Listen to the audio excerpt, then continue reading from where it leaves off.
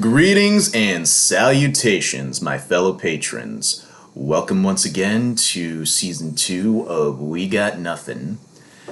And the theme of today is Blast from the Past, ergo, my guest at this time, a recurring guest. Please help me welcome my former roommate, now turned, I'll say financial advisor. Welcome back once again, Mr. Ed Broeker. What is good, my friend? Oh, nothing much. What's poppin', my dude? Oh, my lord. These past few days have been so hectic.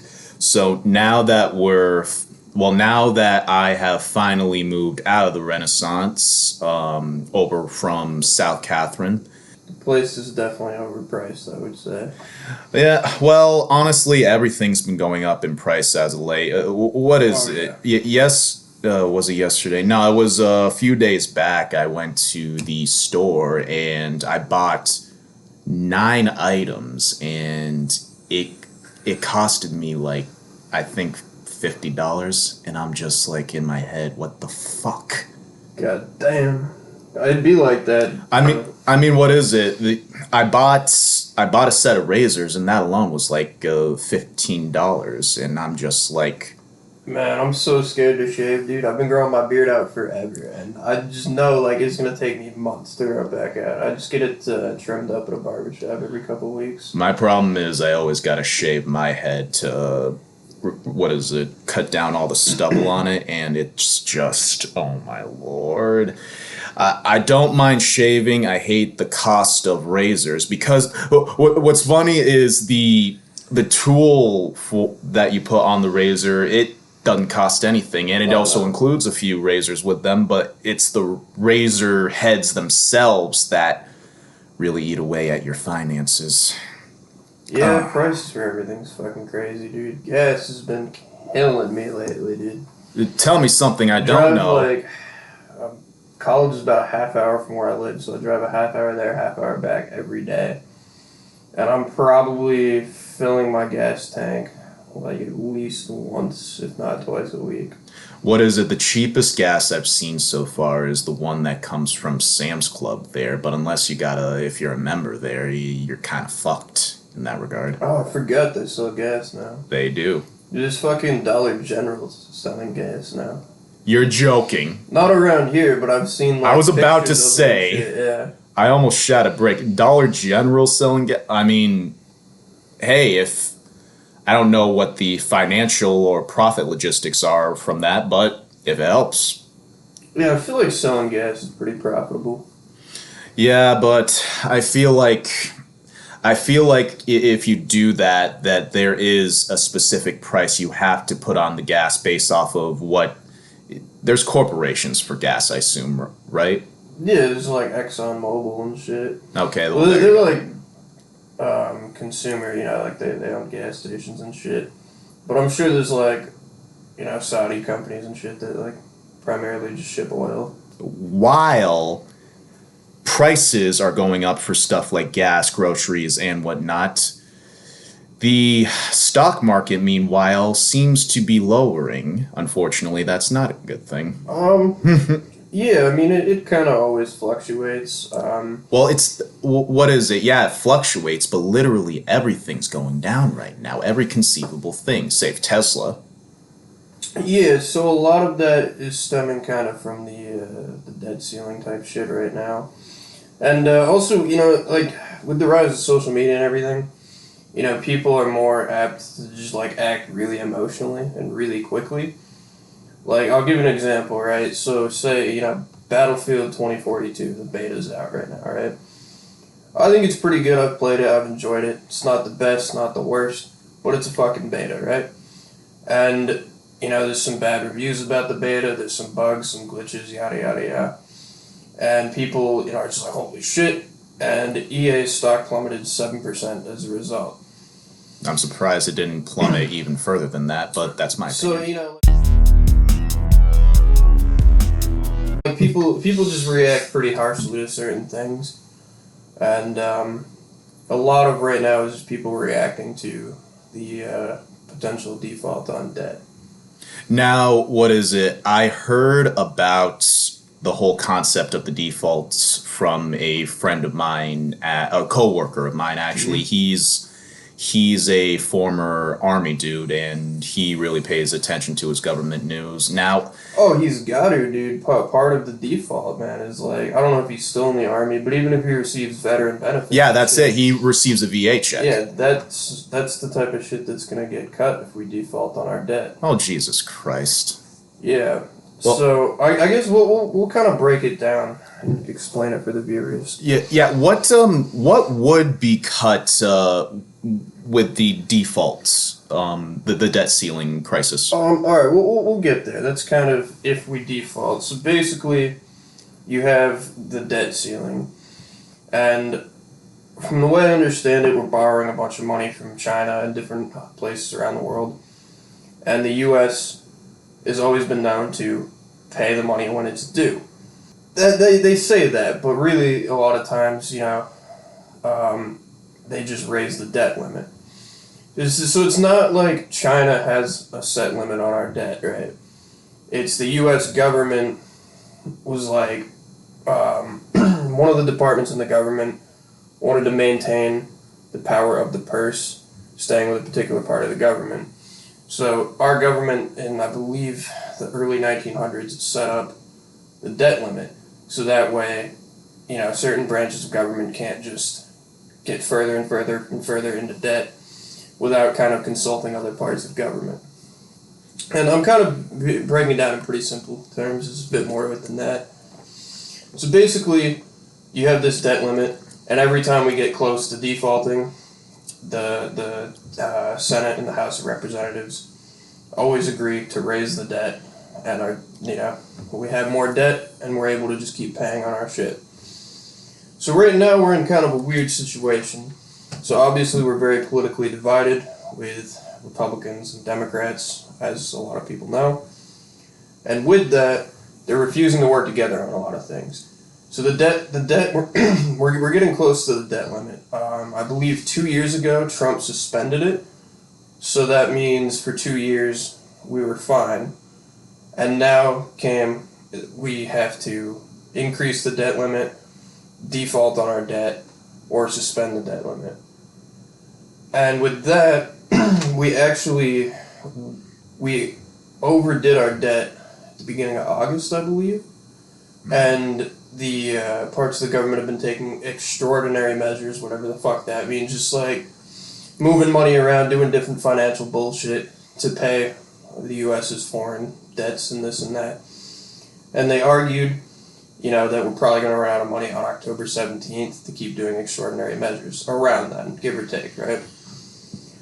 So what that means is basically normally they would go to the Treasury Department, I believe. I could be wrong on that, but I believe they would normally go to the Treasury Department and then ask them for money. The thing is that department is out of money because of all this COVID shit and the unemployment extensions, this and that, paying people when they're quarantining for 2 weeks. So they're out of money. So now that their contingency plan would be if the U.S. defaults on its debt, they have to pay that foreign debt. Otherwise, they're risking an attack. Well, I guess the question is, if they default, where's that money coming from? Yes. So yes, that's the real question, right? So from what I've read, and you got to remember too that the media is kind of overwhelmingly liberal.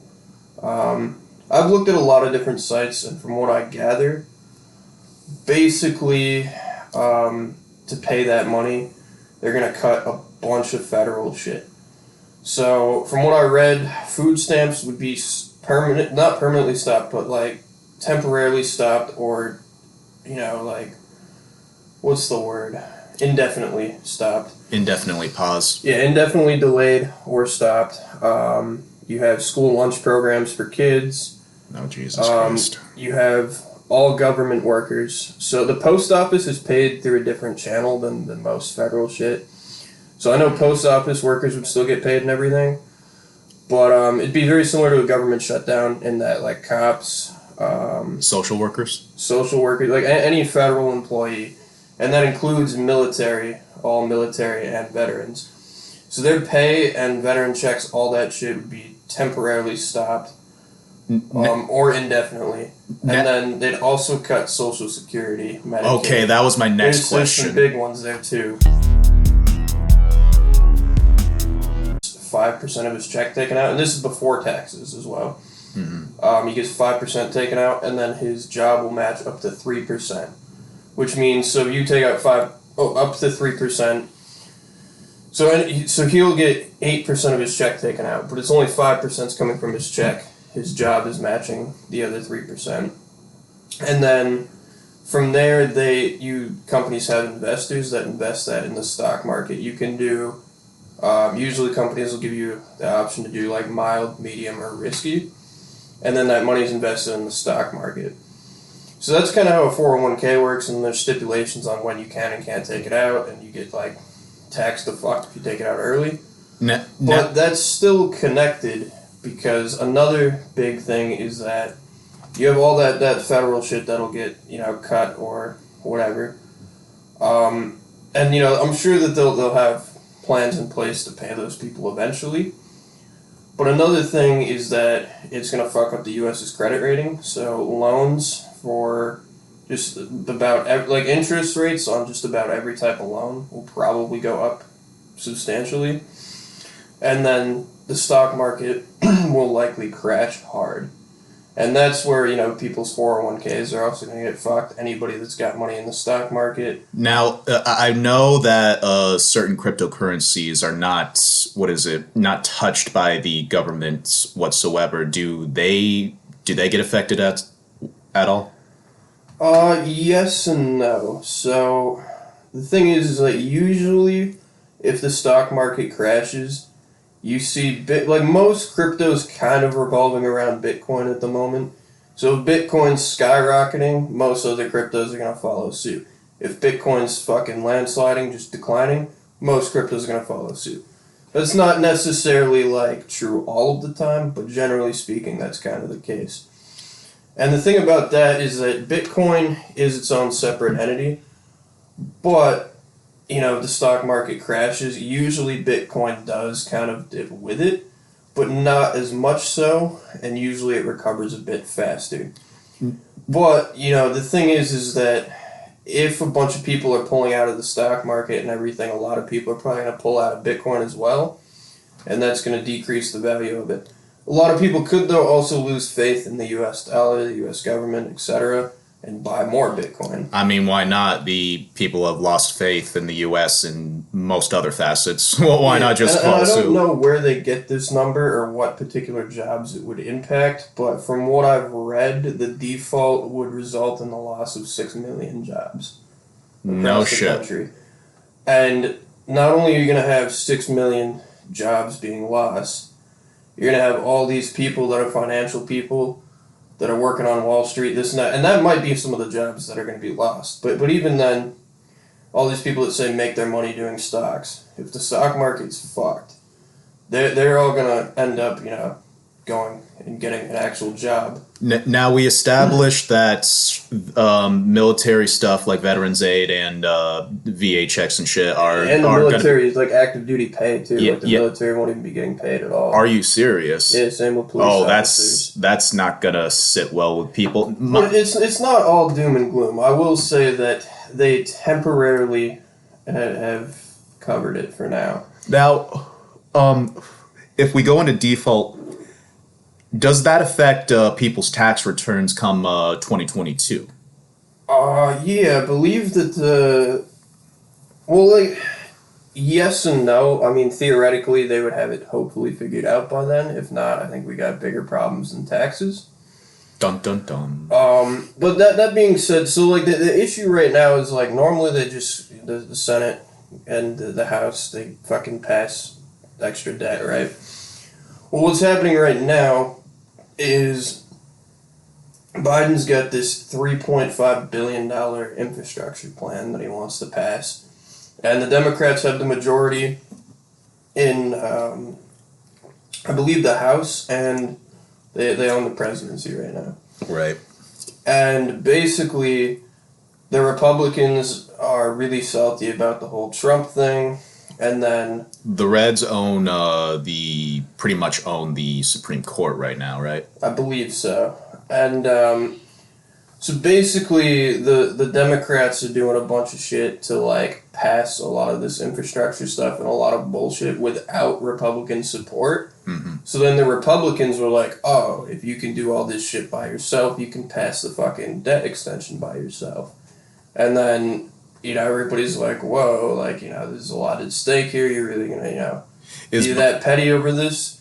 But the Republicans are pretty pissed off, and somewhat rightfully so. Now, with that $3.5 billion plan, at the same time, is Biden still trying to gun for a fourth stimulus? From what I hear, they're not trying to do any more stimulus checks. Okay, but they are doing some that. things. There's like there's checks each month for people that have children, like children care and shit. You mean parents? Yeah. So they have some money coming in each month, but if we default, that would also be temporarily stopped or permanently stopped. Mm. So one of the head Republican guys, finally struck a deal with them, and they decided to raise the debt some crazy amount, but that's supposedly only gonna last until December 3rd. So they have till December 3rd to really kind of figure out what the fuck they're trying to do here. So we're good for now. Now, there was a similar situation that happened last year when Trump was in office. Now, back then, pretty much the government shut down for reasons I'm not yet. Yeah, there's been multiple government about. Shutdowns over the years and shit. So what does...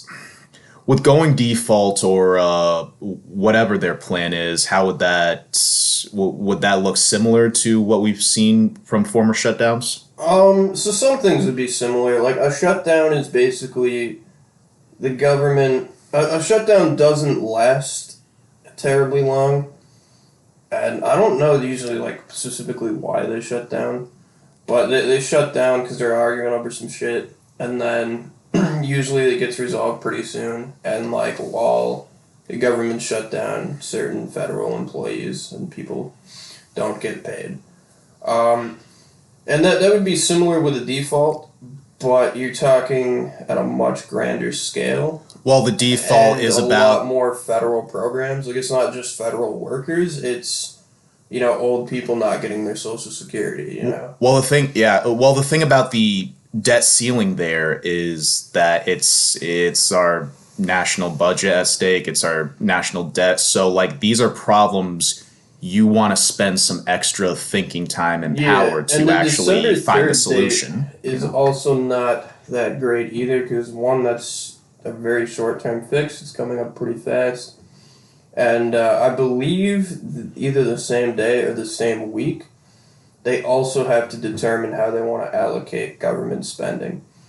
So like every X amount of years or maybe every year, they basically have to decide like how much are we going to pay schools, how much are we going to pay teachers, how much are we going to pay this person, how much is the military budget, how much is going into secret fucking black budgets, how much is going to gain of function research, how much is going to this and that, you know what I mean?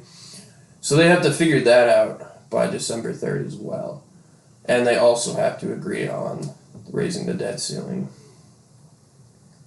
But I think there's so much at stake that I think they're going to get their shit together and figure it out.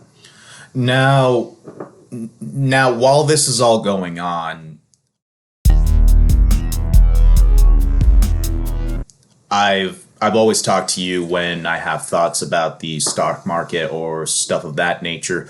What would be your advice to people that are looking to invest in different stocks right now while this the issue of the default is currently at play? So yeah, my advice is obviously don't invest what you're not willing to lose. That being said, a lot of people are just like, oh, you could lose everything. And I suppose you can if you put everything in, but also like, if you see a stock plummeting and you've got 10 grand in there, it might plummet to 8 grand. At that point, you can sell it, and obviously you lost 2 grand, but you didn't lose everything. But if you ride it out and it goes way down, but your stock is never gonna be worth like $0. Now, for some people who might be ignorant about the whole process and whatnot, what is some advice you'd give so that what do you call it? The process is not as daunting at, like, say, for me, for example, when I first thought about it, I had anxiety because I thought like this was shit you'd have to pay attention to religiously based off the business news and whatnot. But It depends on what you're trying to get out of the stock market too. Like if you're day trading or if you're, trying to be a paper hand is the term a lot of people use, just make some quick money. That's the type of thing where, you kind of want to be steady upkeeping on news, this and that. And that's, not super difficult nowadays. I don't know, I'm not familiar with all of the apps, but I know Robinhood, which is what I use. I'm probably going to get out of Robinhood. We can talk about that afterwards. But they have a pretty nice section where you click on any stock and you scroll down and you can just click on news. I mean, any app that you use to transfer money to another person's account has a stock feature nowadays, like Cash App, Venmo. Yep. So a lot of the apps have news. Some of them are more detailed than others, and even Robinhood, a lot of them, you'll click on it and it'll be like, oh, pay a monthly fee to subscribe to this newsletter, which I don't really subscribe to any of that, but it's at the very least it's a good starting point. You kind of get some information and kind of what you should be looking up. It sounds like one of the biggest things people need to do, especially when diving into it, is definitely managing expectations. Yeah, managing expectations, you're not necessarily going to get rich overnight on the stock market. Oh, hell no. You can. I don't personally know a lot of people that have, but I know some people that have made pretty decent fucking money for sure. It's not impossible, but it also depends on the layout of the specific business you're investing in, A, and B, like, what is the current state of the markets that be at general. Yeah, and my investing strategy is kind of what a lot of people tell you not to do. But I also don't typically have a fuck ton of money on the line in the stock market either.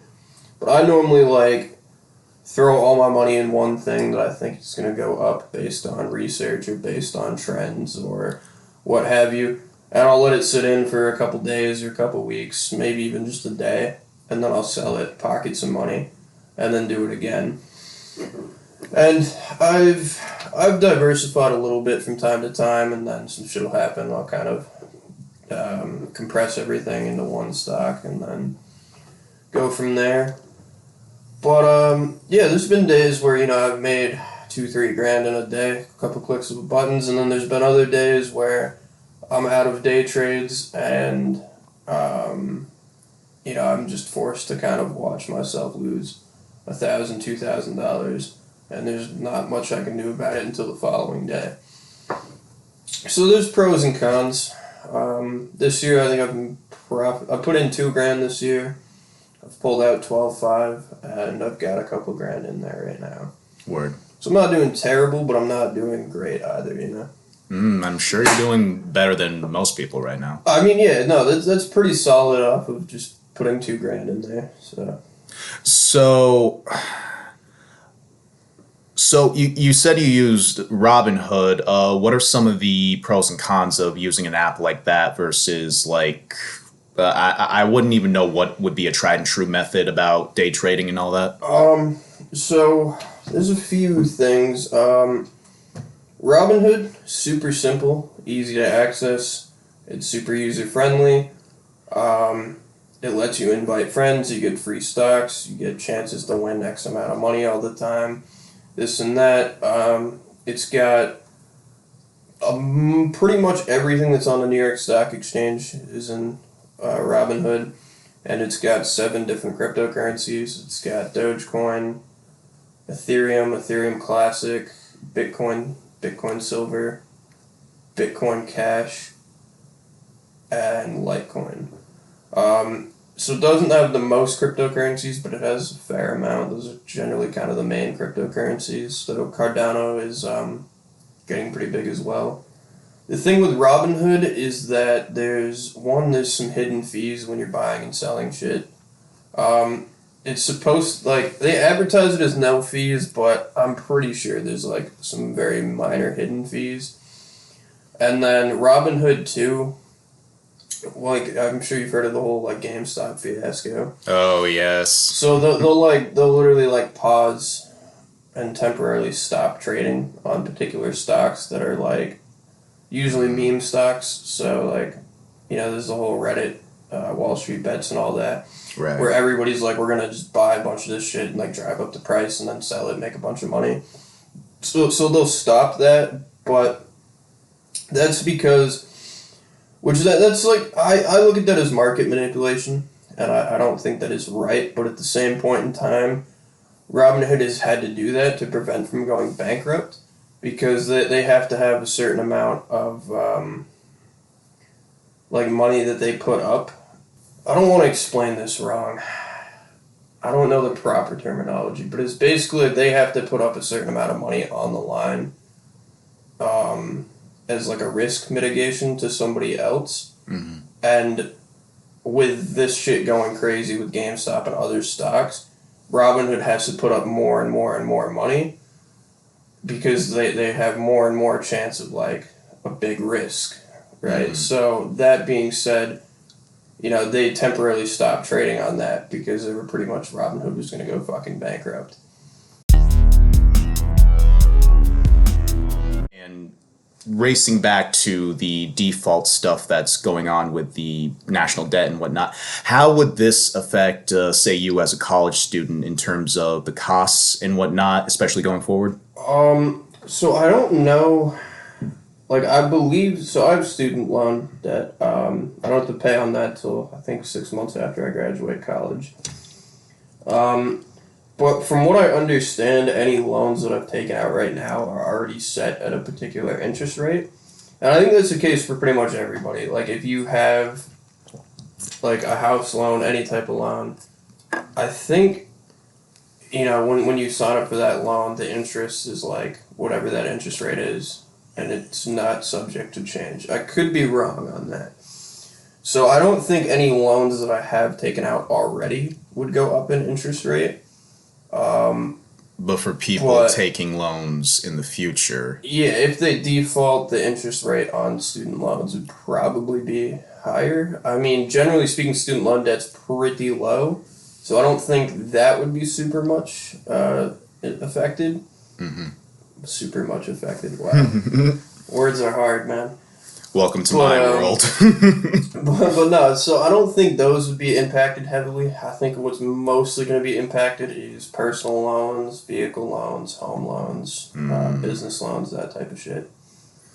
But obviously, there'd be other shit that's harder as a college student. Obviously, if we default and there's 6 million jobs lost, and on top of that, you have all these stock people trying to now get into jobs as well. As is with this whole COVID shit, the job market's kind of fucked, and a lot of shit's becoming automated as well. So I think, getting out of college, if we do default, it's going to be quite a bit harder to find a job with the degree that you have. And, well, not many people are working anyway, so what's the difference? Yeah. And then, I know a lot of college students, like, stocks and shit is really big among college students, and young people in general right now. So, a lot of them are probably going to either not have that option to make extra money, or they're going to, lose a bunch of money. And it's doable, but it's very difficult to work. Yeah, it's not a college student. It's not as stressful if it's daddy's money. Yeah, no, for sure. There's a lot of those types of people out there too. But I'm saying, like, if you're just, like, on your own going to school and shit, like, it's difficult to work and go to school, and a lot of people avoid that by selling stocks. I would imagine rent would go up, wouldn't it? Oh yeah, for sure. Rent's gonna go up as well. So if you're renting an apartment, and the school, could also raise its prices too. No kidding. For tuition and shit, that's always kind of changing. So yeah, there's a lot of stuff that would impact college students and just people in general that wouldn't be good. But like I said, I think we're gonna get through it fine. You know, like I think the government will fucking get their shit together. And I mean, we're still in a pandemic, so at this point, like, what else can you really throw at the wall that hasn't been already? yeah, Well, it's been a knock on wood, but quite the storm. I don't know that if you look at, like, I'll use the metaphor of like a ship. Say this country and democracy is a ship. I think a lot of the shit that we went through in the last year or two has put a lot of cracks and damage on the whole of our ship here. I don't know how many more impacts this ship is able to take. meh, it's stayed sturdy for this long, and honestly, yes, things could be better, but compared to to other areas of the world, like, we're still. Yeah, see, I tell people all the time, like, no matter what you're looking at, whether it's your physical health, your financial health, your mental health, your relationship, whatever the case is, whatever you're looking at, your job, whatever, at any point in time, you know, things could always be better or worse. Usually I get by with streaming services.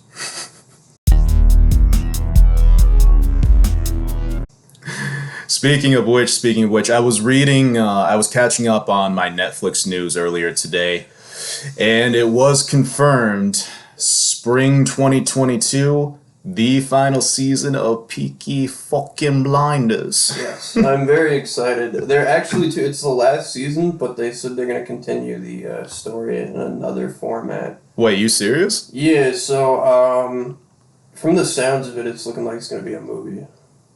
Really? Which would be pretty fucking sweet. I'd be curious to see Probably that. have a killer budget, too. Well, what astounded me with Peaky Blinders was just, it definitely was going for the Netflix version of The Sopranos, and what is it? In some aspects, it succeeded. I wouldn't say it failed, but really, it kind of carved its own niche and style. What I'm astounded at was just how complex the characters, and the acting on the show is beautiful, especially from Cillian Murphy there. You want to hear something crazy I found out the other day? What? So, Cillian Murphy almost didn't play Thomas Shelby. Wait, what? You know who they were trying to cast for that role? Bill. Take a wild guess. Oh, Jesus. Tom Hardy's the only other person on there that I like, so I'll guess him. No, they wanted Jason Statham. Wait, what? Yeah. And I don't know why Jason Statham didn't end up doing it, but they were worried that, like, because Tommy Shelby, his character's supposed to kind of be, like, a scary motherfucker, you know? I mean, an intimidating figure, and they were just worried that, like, Cillian Murphy's physique and shit wasn't good for the role. But he ended up obviously doing it, and he kind of makes that show for me. Like, he fucking kills it. Well, I mean, Statham does have that badass persona there. But the thing about it is, I don't think he can access that dark part of the psyche that Cillian has always been so fluent with. Because I don't... You think Jason Statham, you think badass motherfucker that's going to rip your head off, like in action movies. With Cillian Murphy, there's a darkness and a scariness to it, but there's also that layer of vulnerability that makes Tommy Shelby a standout character, especially amongst mob TV shows. Yeah, the only similar role that I've seen Jason Statham play, I don't know if you've seen Snatch. I have not, and I am ashamed of it. I just watched for the first time the other day, actually. It's pretty good. But he plays like a British type mob guy. It's just that I'm so used to him, like, either, kicking ass or going against giant ass sharks, that I can't see him in an actual serious role. There's typecasting with that, but... No, I hear that for sure. You know how Jason Statham ended up acting? How? So this guy was, he was at a bar, and he got into a bar fight. And he beat the shit out of this guy. And, like, a lot of, like, the stunts and, like, shit that he does in the movies, like, he doesn't use a stuntman for. And there was a movie guy at the bar that like ended up giving him a fucking role in like a movie. And the rest, as they say, is history. Yeah, and that's how he started acting. What is it? Some of my favorite moments from the Peaky Blinders show was just that the family dynamic, and as the seasons grow on, like you almost see a degeneration in Tommy's psyche, and also and also in his family dynamic. I mean, there was someone very personal to him that was killed off. Well, not just season 3, but season 4 too, and that I would say arguably the season 4 killing kind of permanently altered how the series was going to go forward. Yeah, the what was the season with the American guy? It was 4, right? Oh yeah, that was season 4 with Dude, the last mob episode dude. of that season was fucking insane. That whole episode was played out like a fucking movie, dude. It was crazy. Well, that's what has always been so unique about Peaky Blinders, because each season only has 6 episodes, but they're either an hour to 90 minutes long each, and they tell such a concise and compact story that from beginning to end has quality. I mean, I would argue that season 5 so far has been the lowest in terms of its quality, but even so, I think season 5 just kind of switched up like a lot of stuff, and it just the first half of the season seemed like kind of mostly building, as opposed to the other seasons you're kind of right in it. Versus that one, it's like, Tommy's taking on a new role. And it just started out really slow. But by the end, I think it was pretty good. Yeah. It didn't compare to season 4, though. Season 4 was so good. No, season 4 was the best. And that just shows that when season 6 rolls around, a lot of stakes are being raised, because based off of how season 5 ended, there is definitely dissension amongst the Shelby family, and if that be the case, we could be looking at a similar note to Sons of Anarchy, where there's infighting, which means people are gonna die, and one thing's for sure, like, the ending of the series is going to leave people probably in tears and shocked and wanting more. Yeah. Who do you think fucked him over at the end of season 5? Honestly, all signs pointed to Michael. What is it? Oh God, I feel bad that I forget her name. Who Polly. Honestly, like the way it was being set up, like Tommy had already disowned Michael by the end of the season. So, and logically, especially with Michael's new love interest, like she seems like one of those background characters that is like secretly playing the field there. On the other hand, could be Arthur's wife too. Well, yes, but I honestly think her character arc ended midway from season 5, when she pretty much said Arthur was a crybaby piece of shit and she doesn't want anything to do with him. She's supposedly in the new season. There's rumors that she's been seen like really on set and shit. Yeah. Well, honestly, if she died, it could just be like a flashback or some minor shit. Who knows? Well, honestly, if she dies, I don't care. Like, she had a couple decent arcs, but like, I just didn't care about the character because she's a bit like Kanye, kind of a religious nut. Religious nut, more. I fucking love Kanye, but this shit's a bit much. One of my one line from her that made me chuckle from I think it was season 4 was my mom always told me the best way to keep a man happy is to keep his stomach full and his bowls empty, and I'm like, fuck, dude, like this girl's on a whole nother level. And then and I'm curious too, because what is it? In spoilers for the end of season 5 there, we saw that Aberama Gold, a.k.a. Littlefinger for any of our Game of Thrones fans out there, had bitten the dust, which leads me to believe if Michael was the one who perpetrated the obvious betrayal, then what's the arc between him and Polly from there on in? Because Aburama was Polly's love interest. Yeah, I'm wondering what's gonna happen with her character arc. I'm not sure if they were able to film scenes or not, but you know that the actor that played her passed away, right? I did not know that. You didn't know that? Yeah, dude, she had fucking cancer. Oh, dear Jesus. Yeah. So I don't know. They haven't. That makes me sad. Released a statement on anything about that yet. So we might be seeing a CGI Paul at some point. Possibly. I'm not sure what they're gonna do there. Died of a broken heart. I mean, characterization-wise in the series, that would be the logical step. Yeah. So I don't know, and like, you know, they could do what they did with like Freddie Thorne earlier in the series, just like do the time jump and then she's just gone. I understand why people do that. I hate it. I hate it when they just automatically kill off people like that. What the fuck happened to Freddie?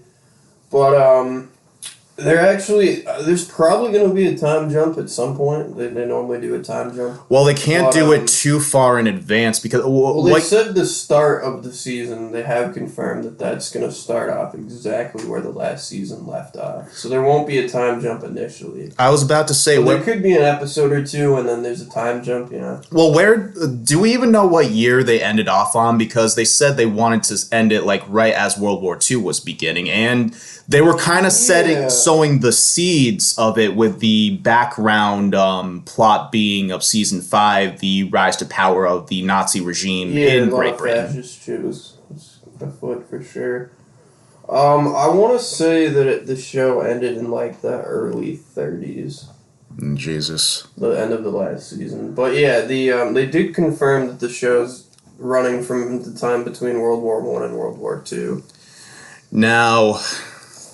Now here's a good question. Are we placing bets on who's biting the dust this time around? I think Polly might be a safe bet, especially if the actress who played her passed. So yeah, that's likely.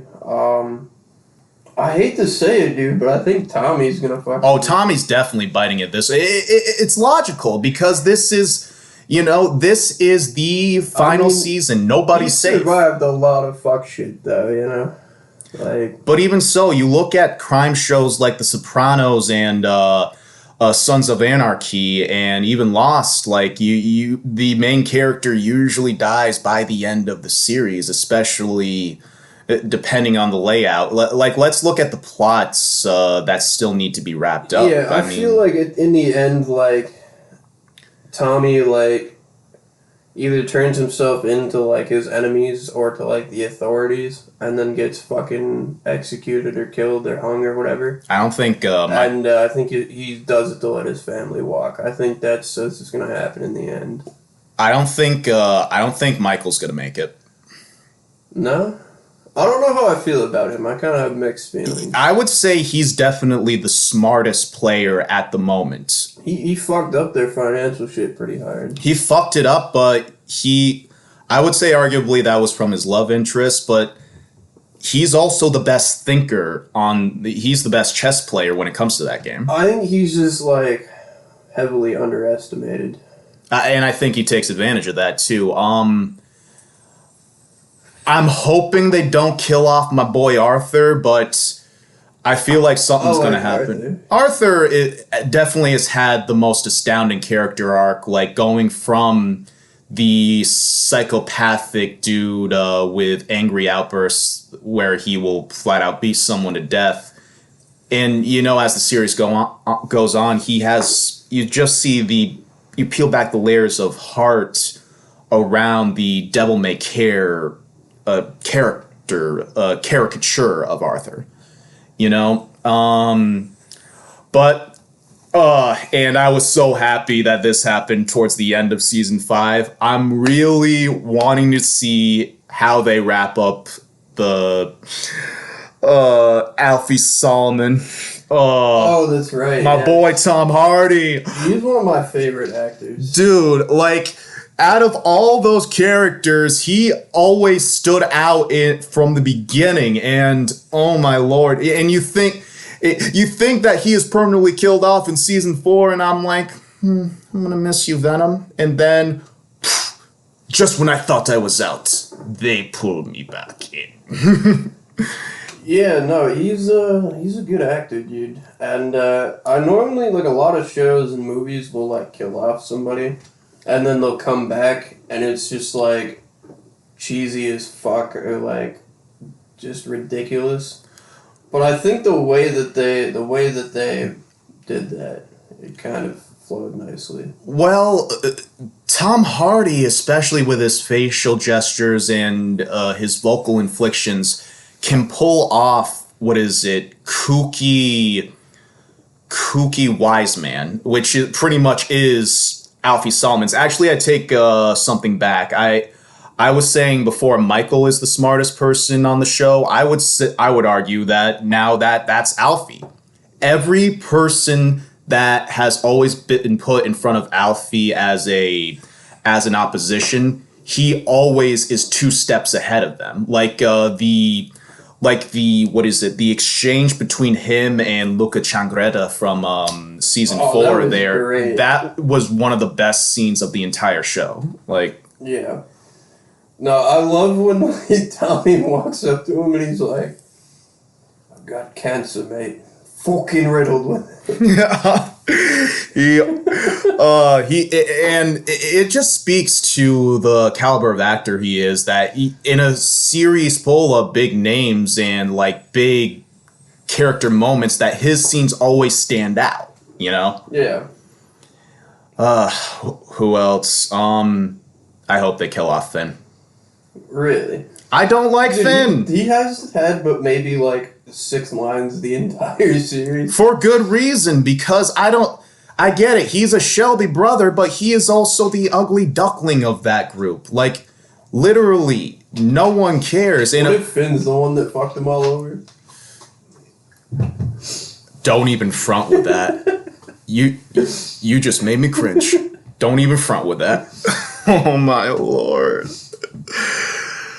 I was so sad when that insane asylum guy was like posed with a sniper. And then you just hear a shot and it like cuts to a guy behind him with a pistol. I'm like, damn. Oh yeah, I really like that guy, dude. Yeah, I forgot that dude. Yeah, because that was their main plan too. Yeah, they were gonna snipe that one guy on the stage. Yeah, the politician, and it just didn't work out. Yeah, Tommy's got some real fucking enemies now. And we have to wait till spring of next year to conclude it. Yeah, it's a bit of a delay, but, you know, everything's kind of been delayed with fucking COVID. So, on a final note, what are your plans for the end of the year? It's a good question. Finishing out this semester of school. Mm-hmm. I decided I'm taking an extra semester, so I'll be a 5th year. But, yeah, so I'm finishing out this semester. Probably going to work like 40, 50 hours a week over winter break, make some money. And just working on my book. Word? What kind of book? The zombie book I've been writing. Word. I'm almost done Act 4. It's probably going to be 5 acts. But I decided that I'm going to write... It's a trilogy, so there's 3 books. I'm going to write them all out. Then I'm going to edit, and then I'm going to polish it all up, and then afterwards I'll break it up. I think they'll break up more seamlessly that way, and it takes me a long time. I'm new to the whole writing thing, and I just got a lot of shit I'm doing. Are there any particular pieces of media based off zombies that you're drawing any inspiration from? I mean, I guess in a way, whether it's conscious or not, you kind of draw off of everything you've ever really seen or read that pertains to the genre. There's a few things, so like, to some degree the book is meant to be taken seriously. Kind of almost like a Walking Dead, there's like a lot of drama, that type of stuff. But there's a lot of fucked up dark comedy, and I would categorize that as kind of like a Zombieland type deal. And then, there's also a lot of shit, like, at the same point in time it is meant to be taken seriously and meant to also be really funny and fucked up. It's also designed to, like, kind of be like, what the fuck? Like, it's just, there's so much shit that's just ridiculously over the top. Kind of like you would see in, like, Fast and Furious, or you would see in, like, Resident Evil. You know, just some wild shit that's, like, that would never happen, but it's still just badass. Like, I'll give one example. There's this scene where these two main guys are, they're in, like, a hospital and some shit goes south. There's, like, a bunch of zombies. So they jump out of a building, out of a window onto, like, a rooftop below them. And then on the roof of this hospital, there's, like, a bunch of snipers and people with machine guns. And this one guy pulls out an RPG. And he just, like, peeks. They're hiding behind, like, a fucking, like, vent unit or whatever that you would see on, like, a roof. And he just, like, pops up over the top with a pistol. And this guy, like, fires the RPG. And he just, like, hits the RPG bullet, like, out of the air with his pistol. Like, that shit is so, like, improbable and, like, unrealistic, but, like, I guess it could happen. But you're also kind of going for fun here. Yeah, so there's a lot of shit that's just, like, retardedly over the top.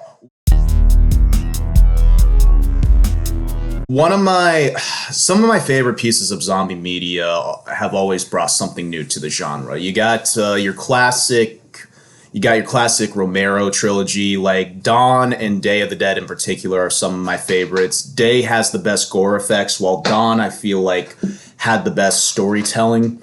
And then, circling back to Cillian Murphy, I think my favorite zombie movie of all time was 28 Days Later. Mainly because... It was a good movie. Well, what I liked about it was because it showed a very realistic take, scientifically wise, on zombies, because they're technically not zombies, they're infected by quote unquote rage, which is just almost like a scientifically fictitious turn on rabies, you know, because it came from a monkey, the rage virus. And of course, going to comedy wise, gotta love me some Zombieland. I also liked Cooties with Rainn Wilson. Basically, I haven't seen that one. So the zombies are all little children, and the first zombie is affected by a infected chicken nugget in the lunchroom. And, oh my god, that scene sounds was like so some bad soup type shit. No, yeah.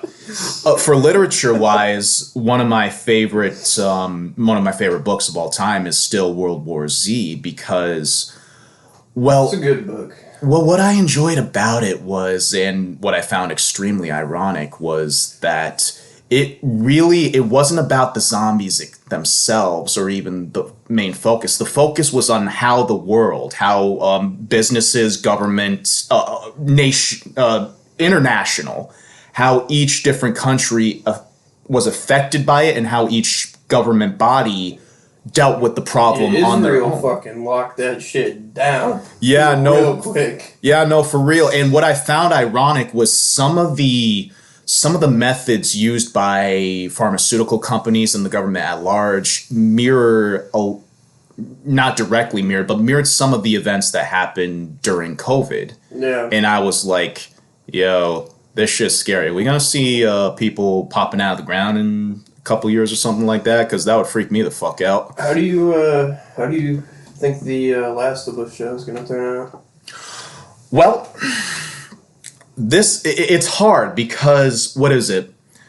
Now, with The Last of Us, the two main stories that they have in the franchise right now are 1 and 2. Part 1 shows us Joel's journey and especially his bond with Ellie, while Part 2 shows them all grown up and the fractured relationship with Joel and Ellie during the events that took place between 1 and 2. Now, it's so hard to adapt video games into the visual medium of film or television because the story has already been told through a medium that's already much more interactive. Video games that get turned into movies or shows, it's usually a flop and a half. 9 times out of 10, yes. But I believe that they can do it because that there is still... Well, the thing about the video games is there's so much time in between, like, not just both games, but even within the games themselves. Like, it's The Last of Us Part 1, for example, that there are... 20-year time jump. There's a 20-year time jump. There's 10 minutes of playing. And not just that, while you're playing it, you go weeks and months on end while Joel and Ellie are trying to make it across the country. And again, there's so much that happened in between 1 and 2 that we just don't know. And I'm extremely curious. Plus, what was it? Pedro Pascal? He's going to play Joel. That's an odd choice, if you ask me. He's a good actor, but I think that, somebody like Tom Hardy could play a much better Joel. Yes, but at the same time, also, Pedro, especially with The Mandalorian, has demonstrated he can play a surrogate father, and more importantly, Pedro has, especially from his work as Oberyn Martell, he can access that rage part of it. I think that'd be a good chemistry too, because the chick that's playing Ellie was also in Game of Thrones. Wait, what? Yeah, the chick that got casted for Ellie, I forget her name, but in Game of Thrones where there's like that big town meeting or some shit, and that like young girl like steps up. Oh, I'm pretty sure that's... Lyanna Mormont. Yeah, I'm pretty sure that's the chick that's playing Ellie. No kidding. Yeah. I mean... Now, she can do it. She knows how to play young, rebellious youth. She definitely has the facials for it. She knows how to be a badass, absolutely. Still, looks-wise, there was... I know people were gunning for that girl from Booksmart to play Ellie because she looked the most like her facial-wise. But I'm not a casting director. But if that be the case, at least they got good chemistry there. Did they say who's directing even? Yeah, so there's a couple things I think the show has going for it already. For starters, it's going to be on HBO. So that means there can be nudity, there can be a fuck ton of swearing, and there can be a lot of gore. I think that's probably, not necessarily the nudity, I don't think there was a lot of nudity in The Last of Us. Nah, I didn't think so. Yeah. So that's some necessary elements for The Last of Us, I think. And then the guys that directed it are the guys that directed the Chernobyl miniseries on HBO. Oh, shit. And that was fucking phenomenal. That was great. Okay. So I think it's in good hands. I believe so, too, because Chernobyl... I like that, because Chernobyl is so dark and gritty, especially with its cinematography. They did really well with the suspense building in that, too. Yes, and that will work out perfectly for a Last of Us TV show. And here's the thing about the violence as well. The violence was really the background of the video game series, while the forefront was themes of loss, revenge, and how redemption too. Well, also how to survive in a world where if you are anything but a savage killer, you might as well be dead. And then there's the danger of who is really the biggest threat in the world. Is it the clickers or is it the fucking humans, Dude, the second game, I knew after the first game the second game was going to be violent, but I feel like they took that to an extreme level. Dude, that shit was so fucking violent. Well, what I loved is the violence was turned up, definitely, but what was also turned up was the heavy themes. I mean, spoilers here. I mean, when Joel died, there was such a public outcry of people's one of gamers' most beloved characters from the last generation automatically biting the dust, and also Ellie's arc coming from it. There's also no good guys really. Joel Well, there it is, kind right of a there. good guy, but at the same point in time, you know, like he put like one person over like all of humanity. Well, there it is, right there. That's one of the biggest core themes. Killed Abby's dad too. Exactly. That's one of the biggest core themes in the world. Similar to Game of Thrones, there are no good guys. And if there are good guys, they get killed off like it's nobody's business. Even Ellie, like, you know, at the end of the day, like, I guess she lets that Abby chick walk away, but... But she killed all her friends! Yeah, even then, like, you can't really make the argument that she's a good guy. I don't think you can even argue that Abby's a good person either, you know? When Ellie... another spoiler here. When Ellie stabbed that pregnant woman in the throat in the game, that was, I think, the biggest turning point for her character. Oh my God, yeah, Joel was the catalyst for it, but when she killed a woman with child, that just showed how far deep she sunk into her depression and rage. I don't think she necessarily meant to do that, but like... Are you kidding me? Did you see how she beat the ever-loving shit out of that one girl in the hospital? Oh, with the pipe? Yeah. She was so far gone there. And also the development of Tommy's character into that bitter old man. Yeah, he was really revenge set. I mean, they all were. And at the end of the day, the overall core theme was that if you chase revenge, like, you're just as lost as the person or cause you're avenging, because at the end of it, Tommy was a broken old man, and Ellie didn't have her lover or her child anymore. And hell, she didn't even get her actual revenge, and she still ended up like that. So... yeah, I like that they showed at the end, like, her going through, like, PTSD and shit. Yeah. It was a nice touch. It was a nice humanizing touch. But with all that being said, when it comes to the financial crisis of our real world, and when it comes to the moral conundrums and fascinating stories of our fictitious worlds that we dive into, flat out, folks, we got nothing. So... I would once again like to thank my good friend Ed for popping in for another podcast. Yeah, great absolutely. to have you always, sir.